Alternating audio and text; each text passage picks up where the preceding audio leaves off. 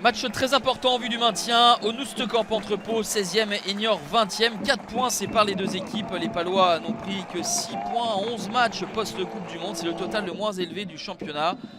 Comme Pau, les Chamois restent sur 3 défaites consécutives, dont la dernière 3-2 face à Rodez, un autre concurrent, ce qui les oblige à performer en déplacement alors qu'ils n'ont gagné qu'un seul de leurs 12 derniers matchs à l'extérieur.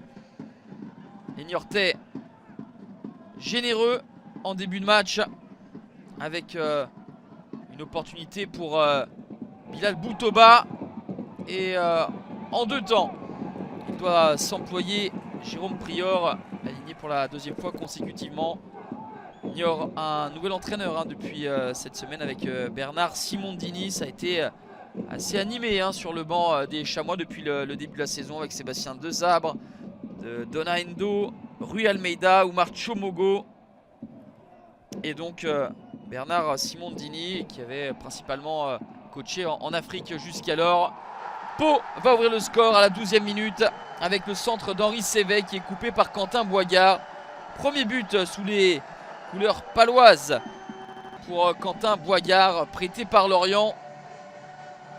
La récupération sur le côté d'Henri Sévet, l'ancien Girondin, adresse un très bon centre et Boigard qui devance Mathieu Michel pour ouvrir le score.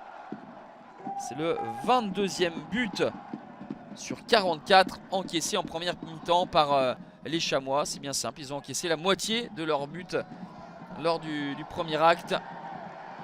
Récupération Cécile Almeida avec les Palois qui veulent insister pour se mettre à l'abri. Et la bonne intervention de Mathieu Michel. Ça aurait été très compliqué pour Niort de remonter après 2 buts de retard. Et ça fait donc 1-0 à la pause pour Pau grâce à Quentin Boigard qui avait déjà été prêté à Pau lors de la saison 2018-2019 lorsqu'il appartenait à Toulouse. Pau n'a gagné qu'un seul de ses 5 matchs face à Niort, 1 nul et 3 défaites. Et la seule victoire c'était le 24 octobre 2020, victoire 4-1. C'était la première victoire de Pau dans son histoire en Ligue 2 BKT. Niort est en souffrance, mais Pau n'en profite pas pour marquer ce fameux deuxième but qui les mettrait à l'abri. Le long dégagement de Prior et la fébrilité des Niortais s'illustre par cette séquence avec le ballon récupéré par Mons Baswamina qui va fixer mais trop se rapprocher de Mathieu Michel qui peut ensuite intervenir. C'était une belle balle de 2-0 encore dans les pieds du Congolais Mons Baswamina.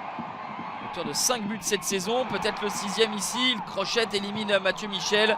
Voulait servir Begraoui, mais Mathieu Michel touche le ballon au dernier moment. Attention à ne pas le regretter pour les hommes de Didier Tolo.